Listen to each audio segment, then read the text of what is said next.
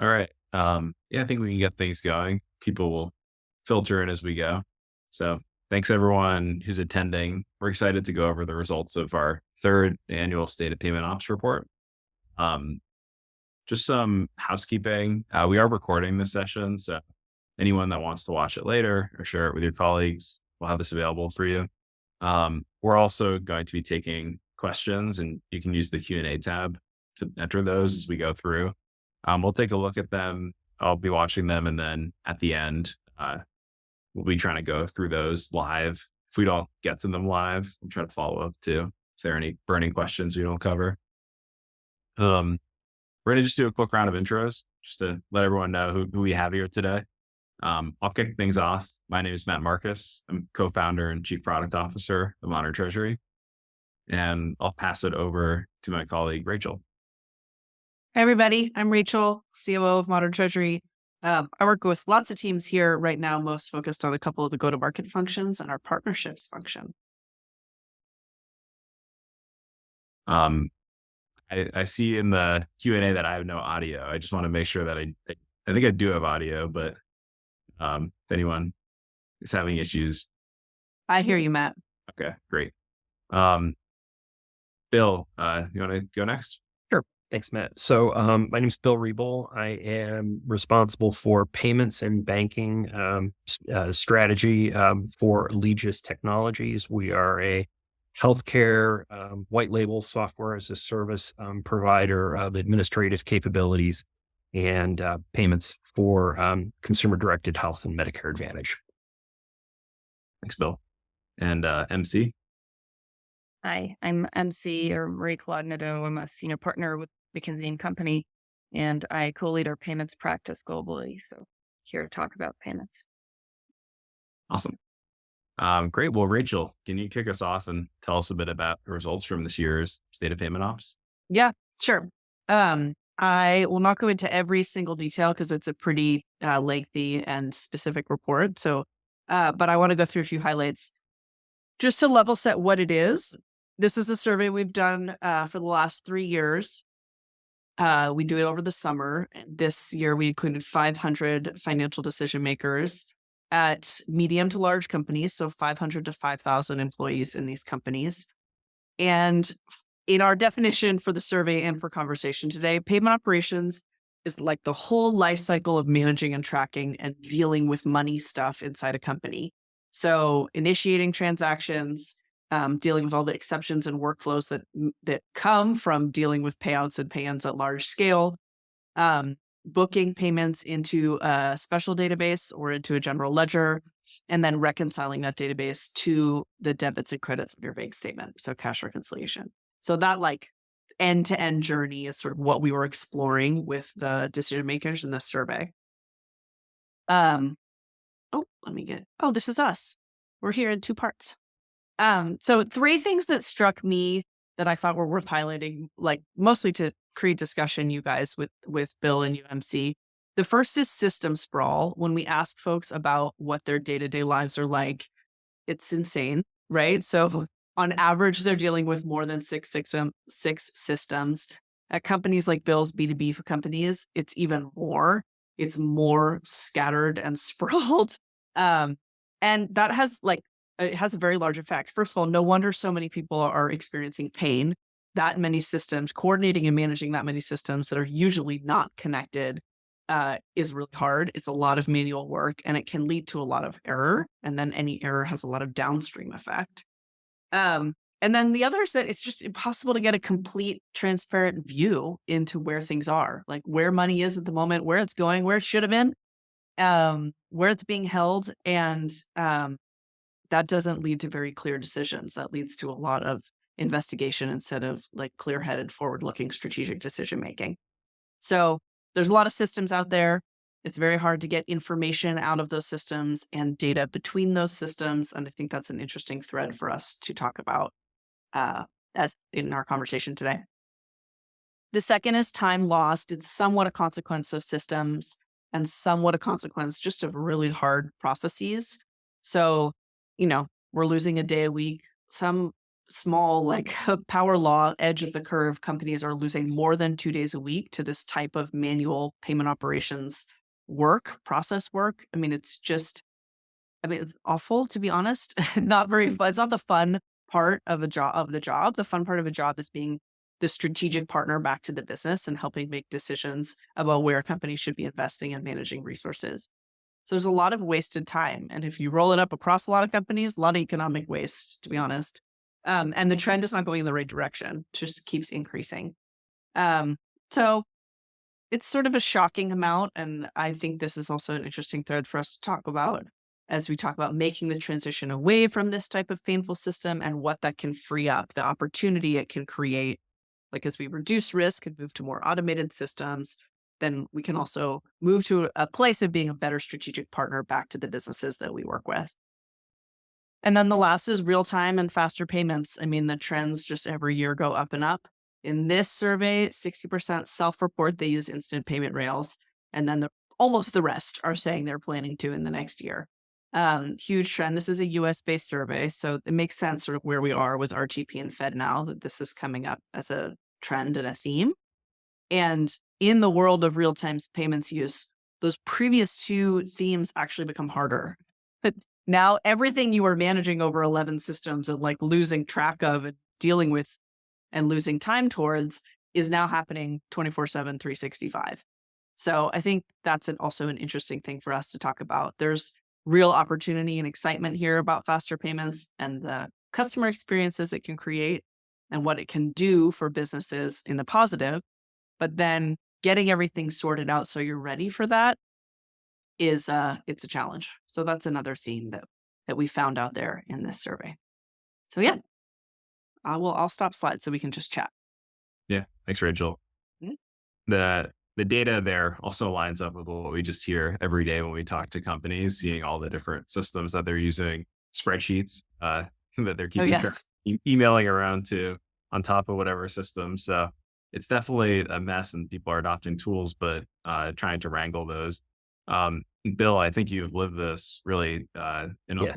all the places you've worked, and especially today too. You've seen this problem firsthand at Allegis, and I was hoping you could talk us through how those pain points manifest, like what the business impact is when you're grappling with those types of problems. Rachel, talk through. Sure. Happy to do that, Matt. Thanks. So I think one of the starting points in this journey, right, is fundamentally, if you think about payment operations, it really starts with knowing that the money that comes in equals or the money going out. And you're able to make sure that those two things, there's transparency and visibility. And, a lot of companies that I've worked at previously, as well as kind of where Allegis is in our journey, it very much happens, but it happens just more through brute force than through elegance.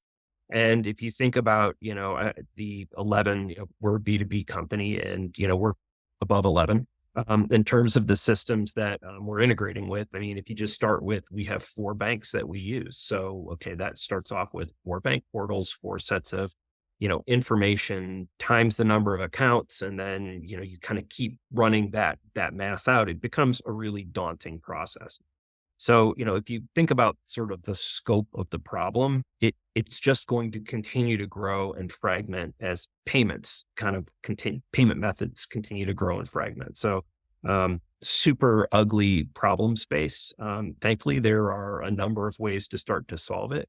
One of the things we are actually very excited about is kind of starting to take not just the payments information, but marrying it up with data, in order to allow you to start to think about, hey, instead of reconciling, how about you just from the beginning design it right in order to just stop reconciling altogether and know that you've got the loop closed, which is kind of the other piece of this if you think about sort of the steps. So that's one of the largest sort of problem spaces we're facing and have been. And I think there's a lot of opportunity to do that. I think the other piece of this, I'll sort of stop talking about it, but the other piece is as you look to move beyond just ACH and wire and card payment into real time, it's a fundamentally different animal. The money moves, it's gone. It's like handling cash. And if you don't have good controls in place, it's very easy to find yourself on the wrong side of that very quickly. I think that's the place as we look at this problem. It's really about starting foundationally with understand the money movement, be able to reconcile it, and then taking it from there into a broader kind of payment strategy and being able to do sort of the interesting stuff that we want to do. Yeah, I think that hop you're mentioning, where if you want to get to instant payments or real time payments, that's great. But first, you have to actually invest in your systems and your architecture to get that to function well, because the problem gets a lot more complex once you live in a real time payments world. Um, I would love to double click on how you think about that systems transformation. Like, how do you go about evaluating solutions or assessing problems in your organization or bringing folks on board? I think that we think about very tech forward platforms like Modern Treasury and how they help our customers out. How do you evaluate that versus somebody that maybe has more of a track record, has been around for a long time? Uh, how walk me through how you think about Sure. that. So we our journey has been pretty interesting. Candidly, we started very much with understanding the problem space. So one of the things we've done and are continuing to do is to fundamentally take all of the silos. Everybody kind of knows a piece of the process, but there was no one single documented. Here is how all of this stuff works. So it really started with almost a process engineering kind of an approach in order to define the problems that needed to be solved. And one of the things that became very apparent for us was we had people who are looking at the bank statements. We have core processing systems that are, transactional in nature and looking at it. And we were looking at everything at kind of the aggregate level. And what we were finding is just the raw ability to look at transactional data, tag it transactions, right?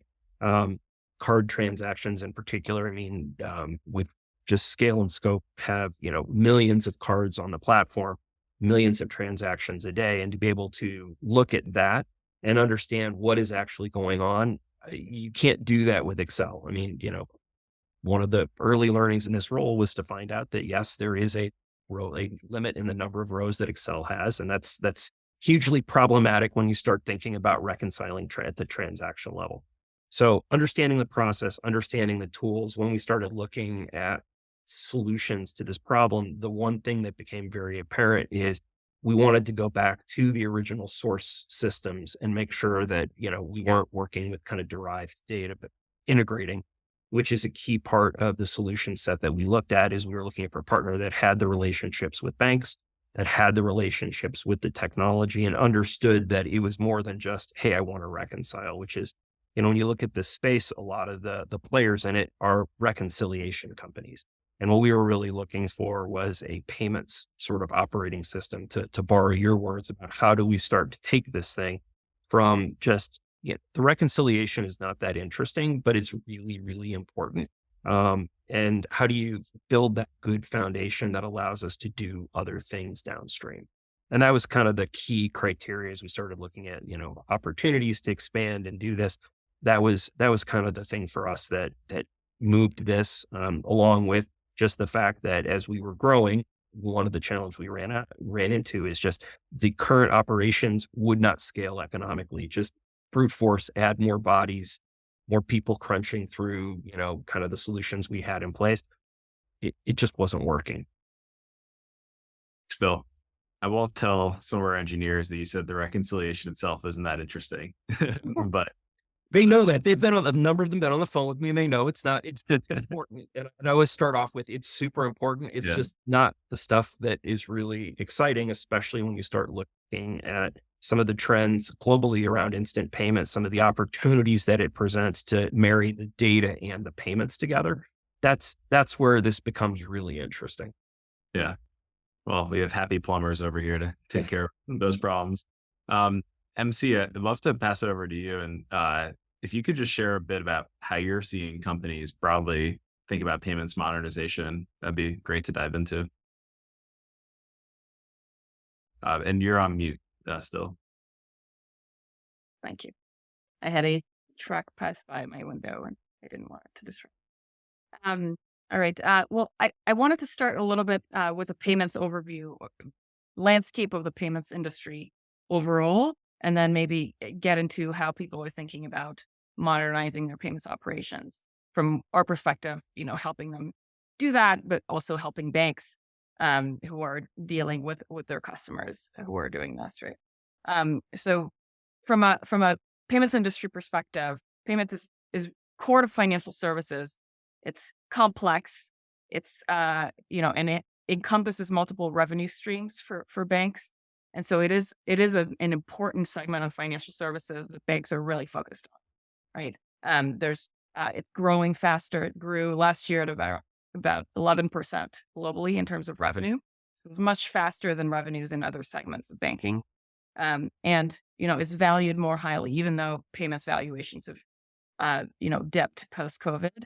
It's still a high value segment, and it's growing fast in some regions that are getting a lot of attention. For example, in Latin America, right? Um, it's benefiting from rising interest rates, which not every part of the equation benefits from.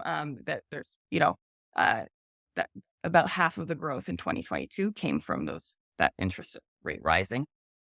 And although we think in North America, actually, we think of payments revenues as very linked to things like credit card, which is globally, if you look at payments revenue streams, it's actually mostly commercial revenue. So B2B or B2C payments are about 53% of global payments revenues. So commercial payments, even though it's sort of less salient in people's minds, is actually really critical. And that's particularly so in Asia and Europe, where there's also the cross-border element, which you don't get as much in a country like the U.S.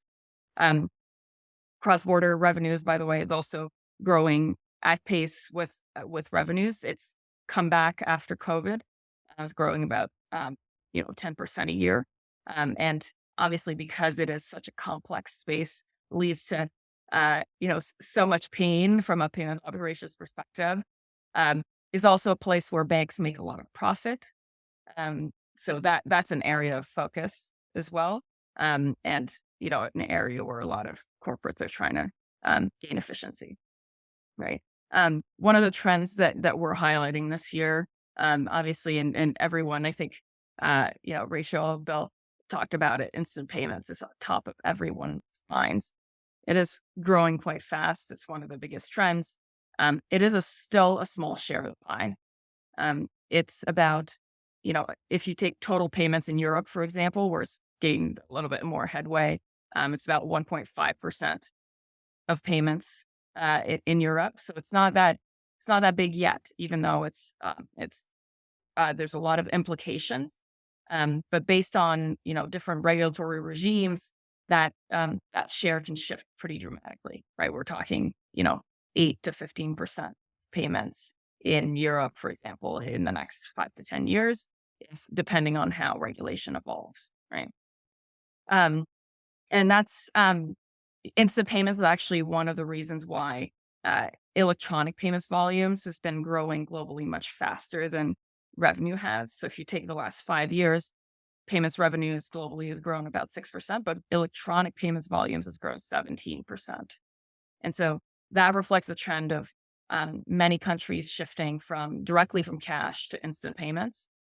And that's a transition that's happening in Nigeria, for example, and there's many countries in Brazil, et cetera, where people are sort of skipping the high cost payment vehicles and going straight to the low cost, in some cases more efficient payment vehicles, but that has implications on operations and controls that you need to put in place. And I think as that shift becomes more and more prominent, you're going to see some of these things playing out, right?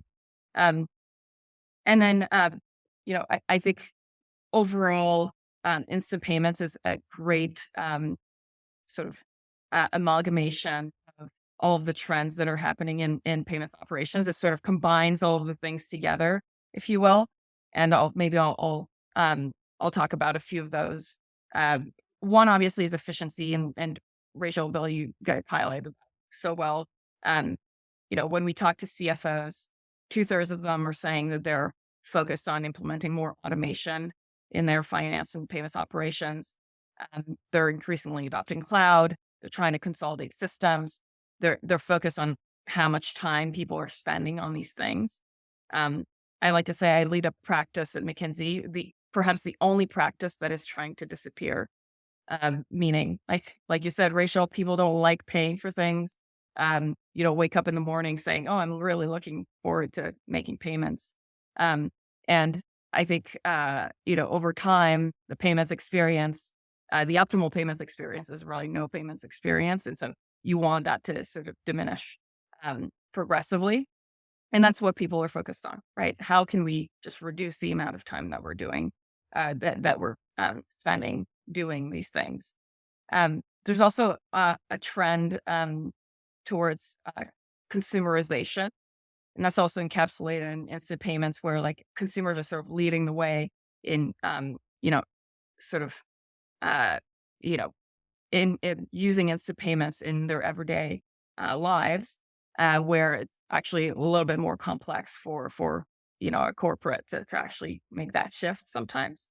I still remember, 15 years ago, we would talk about something being enterprise grade, right? That meant like something that was robust and, could sustain, could grow to scale and could, sustain all sorts of problems. Now, enterprise grade means sort of clunky and old and multiple systems cobbled together. Consumerization is the new buzzword, and it just means things are integrated well together. They work seamlessly. And I think people do expect that. CFOs all over the place have the experience of using Google Maps with Gmail, and using all these services together, or using their Apple services together, or using their technology elsewhere, and it just works well. And they ask the questions rightly, why can't I manage my finance function? Why can't I, manage payments operations in the same way? Why does it have to be so complicated?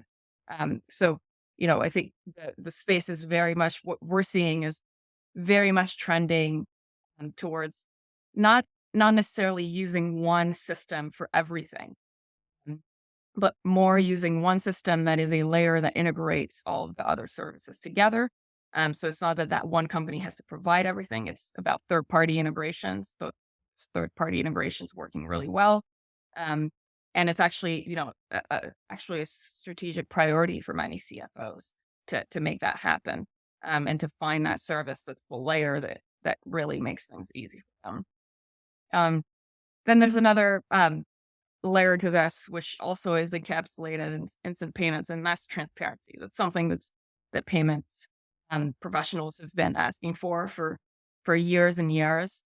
And there's various solutions that have emerged to provide people transparency on where their money is, how they should manage their money, etc. And now I think, you know, more than it being instant, I think the benefit of instant payments is actually that you know where the money is at all times.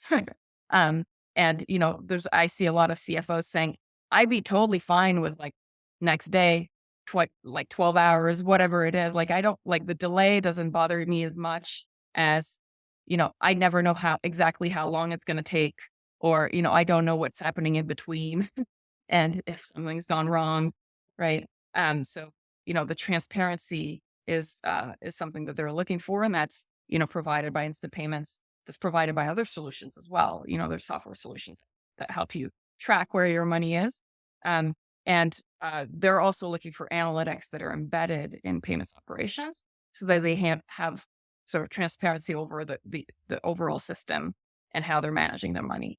Right. So that's very much a need that is emerging as analytics is sort of more mainstream and can be used by everyone. And then finally, the risk management piece that you uh, all highlighted, I think is really critical, top of people's minds, not just, satisfying all regulatory and compliance requirements, managing liquidity risk, um, managing fraud risk. It's very, very top of mind for professionals. And I think will only get more and more complicated as instant payments gains traction. Um, I think, I see so many companies saying, "Oh, we've got a solution for instant payments," and most of them are focused on Rails, or how they build the Rails, how they build the interface. Um, but I would say, technology is not the barrier to instant payments now. Operations and risk controls are the barrier to instant payments. Um, that's um, that's going to be the next step to figure out, and I'm sure um, we'll see a lot more in the next few years. One other element of transparency that I think is really interesting and perhaps not talked about a lot with instant payments is around the way that data flows through the instant payment protocols. So with RTP and FedNow, I think it's really great how there's the ability to attach more remittance information. Like you could put a URL to an invoice in the payment that the other side gets. And in some ways, it's almost more reason to use those protocols than the speed of the payment itself, because you help both yourself and the other side in terms of getting more information about the payments, getting more transparency into what's actually happening. So I think there's a lot of things for businesses to think about when they're weighing the benefits of adopting real time payments. Um, One question I did want to follow up and ask you about on that was when you're talking to a business and they're looking at in the US what's happening with FedNow and how it's being rolled out and the increasing ubiquity of RTP, and they're evaluating investment in that. How do you talk to them about that? And what are the things that they're debating when they're deciding if it's worth the investment in these new payment systems today, or if they should wait until they're more tested or more ubiquitous in the US? Yeah, I think it's for them it's less about being tested. I think they have trust in the sort of the technology itself, especially because it's, with RTP and said now, the established institutions, 100-plus-year-old institutions. Um, and it's more about having the risk controls around it. So that's a big headache for them.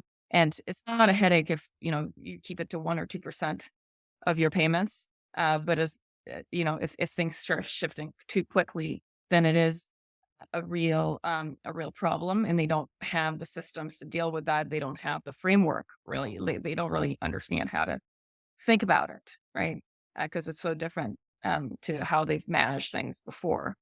Um, so it's really, a lot of them are doing sort of an operating model review, like how their practices need to change. So it's really like how people operate and do things that needs to change over time. And then they weigh that the investment in that change and what's needed to the use cases and whether those actually bring value to the business, and how critical those use cases are. It's and different businesses will see very different value with it, right? Some people have an operating model that's so geared towards you know processing payments in a slower way, and they've made it work, and it's a very, very low cost for them, and how they don't see as much value versus others where you know they see use cases that could actually really help them grow their business, and then they're willing to make the investment. Thanks. One question we just got in the chat too that I think is a great follow on. Bill, I'll pose this to you, which is part of adopting instant payments is doing for yourself, but part of it is also preparing your customers. Yeah. They need to receive the instant payment. How do you think about that? Preparing them for it, and also maybe you can speak to the difference in preparing a business and a consumer. Yeah, sure. Happy to. So that's a great point. And as MC pointed out, the challenge with instant payments is not the rails, right? Well proven, standards are well known. There's a number of participants. If you look at the data payload that it carries, lots of interesting opportunities. It's fun. It's the fundamentals around instant payments that are really tricky, right? So, if you, for example, have an account that you're holding for a customer, so if you're in a B2B money movement place, inevitably there are checks because they're not gone yet. So you've got pre-funding in that account. Well, guess what? As soon as you start talking about instant payments, there is no pre-fund because the money's gone. So any company that has been using that pre-fund effectively to kind of float other expenses along the way, real time comes in, and now you effectively are draining that account in real time, which from the minds of your customers now is a very different situation where you now need to explain, yeah, I know you guys have been using kind of the float as a means of carrying things. Now that float's gone, and it's a fundamentally different discussion. And then the proof points and the operational aspects of being able to help them understand that whether they intended it or not, they are now actually in the business of managing cash on a daily basis, or even depending on the volume of instant payments on an intraday basis. It changes the treasury function, right? So it's kind of one of the downstream unintended consequences. It is that shift. And depending on the sophistication of the business that you're tied to, it can be a very challenging conversation. So again, I think is one of the things that was pointed out earlier is it really depends on the use case and being incredibly clear about this is the use case we're going to support. This is why there's value in it. And here is what the implications are for you. Um, I think one of the things that, comes out of that, and I know there was a question about, the ACH reconciliation and against Zelle. True, it's easier, but the challenge is the cash management and the liquidity and the fraud risk are very different versus what you have with ACH. So while the actual reconciliation of the payment, if you think about reconciliation broadly, it includes both the, from A to B kind of reconciliation, but there's also the how do you manage fraud? How do you manage all of the other pieces of it? It becomes much more difficult. So it's kind of like squeezing the balloon. Yeah, you may solve one piece of the reconciliation problem, but it's going to kind of, push out in another area. And that's kind of the challenge in making sure that you have really good fundamentals in place and understand and can communicate them and have that transparency that allows you to then take the other steps. Thanks, Bill. Rachel, anything that you want to add on just the complexities around reconciliation and cash management and how we see companies thinking about that? Yeah, sure. I mean, reconciliation is funny. It's really solving a data loss problem. Like you knew at the time that the payment was initiated on either side exactly what it was for and where it was meant to go and when it was meant to happen. And then along the way, like all the context gets lost or batched or unbatched. That's the ACH problem, or it happens fast. And then at the end, you're doing like more time to remember what you knew 5 days ago. And just like getting all that context back into place. And then you can book it, right? You can book it to cash or eventually book it where you need to book it from an accounting perspective. So I think it's very interesting to zoom down and think about like how a dollar goes and where it gets reconciled. Like you sort of knew you were talking about pre-funding and it's like you hold the dollars ready to move, but you also hold in your mind all that context about why it was going where it was going and all the business intent and the business value. Then it gets lost and it gets transmitted over the rails and then you reattach all that knowledge at the end. So I think reconciliation is interesting to think about from that perspective. There are different math problems in a real-time world and an ACH world, right? In an ACH world, you have like a permutation problem of things getting batched and being many to one or one to many. And, you have this like return and edge case and exception management process. It's really messy, very old, and every business deals with it. In a real-time world, some of those like system technology things go away. Batching goes away if it's real-time settlement, et cetera. But volume goes astronomical. So you still have an exception management and a workflow process to wrap around it and a control process, which we just talked about, to wrap around it. And by the way, now your controls, instead of happening at the end of the day or first thing in the morning, are happening all the time. So it's not that the problems go away, it's that they change. And I think that's true of how businesses are thinking about reconciliation specifically. And a question that came through too that I think is related was around how either software providers like Modern Treasury or companies should think about their disaster recovery and business continuity plans, because that also changes in a world where you're processing payments instantly versus I have an APM cut off in my bank for ACH. And I know that I mean, I shouldn't be, but if I'm down for the entire day, as long as I get my payments in by the end of the day, the money will go where it needs to go. It definitely forces a different discipline on companies to operate continuously 24/7, 365, which isn't always there. I think, Uh, Matt, that's mm, connected to what MC said of CFOs and businesses looking for an integration and coordination layer, but not for one system that does all the things, because then you hit the single point of failure. As opposed to if you have a connection and coordination layer, there's natural failover and resiliency that can come from moving things around when things happen. So um, I think they're related. yeah. One topic may pull us in a slightly different direction that I feel obliged to cover is artificial intelligence and just how we're thinking about that and how that fits into payment operations. Um, I think when we talk to people, again, like a lot of these technologies, people are trying to figure out and follow what's happening and how it fits into their business. MC, could you maybe share when you talk to companies, what are you hearing? What are people interested in as it relates to these topics we're going over in AI? Yeah. Um, Listen, in the operations world, obviously AI in general has a lot to offer. I think people are talking a lot about Gen AI. And in a lot of cases, when you think about finance operations, I think a lot of the value will come from just pure normal.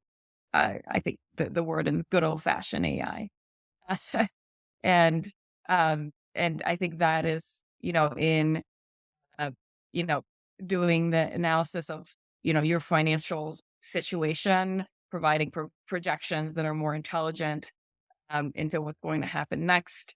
That's all. Those are all things that can improve that can be improved with AI. Um, in terms of Gen AI, I think there's potential when you talk about customer service improvement. You know, people who have questions around how the systems work, etc., and need to call someone right now. There's a lot of efficiency to be gained there with being able to answer question or access a large database of knowledge that maybe previously was really hard to sift through. So I think good potential there. Um, there's also potential for people who are coding queries or um, you know coding pieces of software around it. A lot of sort of code generation efficiency from that. I think those are probably the biggest areas where we see opportunity. So, Matt, one of the things, right, for any AI, it requires large amount of data, and that data needs to be normalized and able to be consumed, which is where this becomes a really interesting. I think in all the stuff that MC was talking about, this becomes a really good foundational piece of it. In that you now have your data normalized, you have the structures, and you understand where it's going, which allows you to sort of curate the okay, now slap whatever AI on top of that. It actually is off of a better and more informed data set. And I think especially as you look at real time, you look at the ability to embed data into the transactions, it just allows that sort of continued growth of more intelligent transactions, which leaves you to kind of produce better outcomes. And that's for us as we're starting to look at this. That's where we see really an interesting opportunity to continue to grow and expand what we're doing. Um, in the longer term, I mean, right now it's really about how do we make sure that, dollar in equals dollar out, but that's kind of the roadmap as we look at it and think about where that opportunity lies. Think one succinct way I've seen this put recently is no cloud, no AI. For people who are thinking about transforming their systems, there's a step first to get the data in a place that's accessible and usable. Right. Rachel, could you share a bit just about how we're thinking about AI and also what we're seeing in terms of appetite and how people want to adopt it? Yeah, there's a lot of excitement. I think what MC alluded to, like there's so much opportunity and sort of low hanging fruit here to be more efficient and more effective using technology. I would say there's two sort of themes we're seeing. The first is exactly what the previous two panelists said. So using like once everything is structured and normal and running in a good operational place, then putting tools on top that can generate better insights more quickly. Maybe that's the right place for Gen AI. Maybe that's the right place for a conversational interface. Absolutely, we're seeing interest in that, and we're having really cool conversations about that.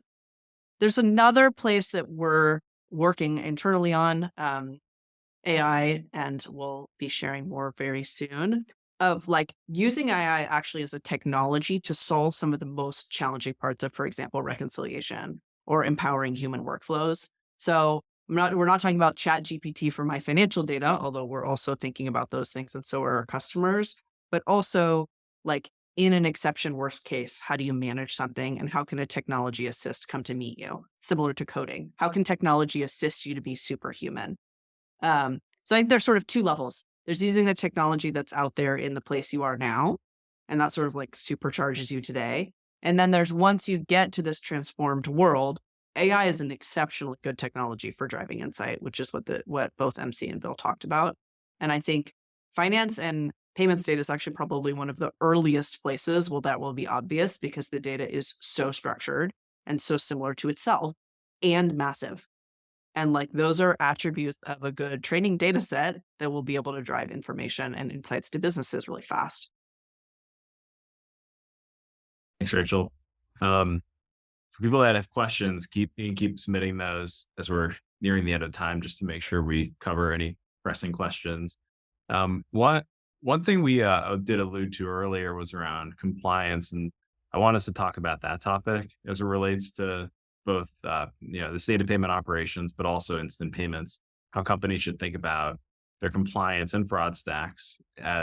We've seen, for example, in the news quite a bit around Zelle fraud, and that's obviously a different payment rail, different use case in a lot of cases than RTP or FedNow. How, MC or Bill, whoever, I'll open up this up to either one of you. How do you think, what are the types of compliance and fraud challenges that you think are most pressing for companies right now, or tips that you might have for how to think about those as we're entering this era of instant payments? Yeah. So MC, maybe I'll take kind of a narrow view and maybe kind of take up a broader view, right? So um, fraud is with us. It will always be with us. It's kind of like, there's nothing to be done to take that down. I was actually reflecting on my oldest son forwarded a YouTube video of this guy who is talking about, here's how you commit card fraud. And I was stunned when it's like, he was right, which was really the thing was kind of most frightening. But when you look at it and you think about it, it's one of these things where the reconciliation becomes important. But what becomes really important is understanding your data and then having a posture that you've informed and are, putting the tools in place. And this is another place where when you start looking at AI, fraud is a wonderful use case to see sort of out of bound pattern. It's proven. I think there's goodness around it. What we struggle with candidly is as a company, when you look at fraud, is there are so many different ways that it comes to you. And that's the trick, is being able to detect it. And that's where I think the software, kind of the tools that you put in place kind of foundationally are really important to start to look at and say, this is out of sort of the norm. How do we start to handle it? And then having, again, because we're a business to business company, it becomes a real challenge with, okay, so how do you have this conversation with a company that you are representing kind of their money movement capabilities? Yeah, there was fraud. Well, shouldn't you guys have prevented it? And the reality is you're not going to stop it. But what you do need to do is to be proactive about how you're going to go after it, one, and then two, when it does happen, how do you deal with it in an effective way that kind of reduces consumer friction? Because at the end of the day, the companies will figure it out, but it's the consumer and sort of the bad experience that everybody is really trying to avoid. And that's, kind of my perspective on it anyways. So maybe MC. Yeah, Do I'll you, pile on. I think I and agree, Bill, with so many of the things you said. you said, there will always be fraud. I like to say there's a conservation of fraudsters in the world. Like they find different outlets, but they're still there. They're still looking for a new opportunity. So you just have to have the operating model that's needed to manage those shifting fraud vulnerabilities, right? And I think that's actually where a lot of the companies I work with um, need the most help. They've found all the AI tools to plug this hole or plug this hole, and generally, the problem is not leaky holes; it's that there's new holes all the time, right? And so and they can't sort of find the AI solutions fast enough to actually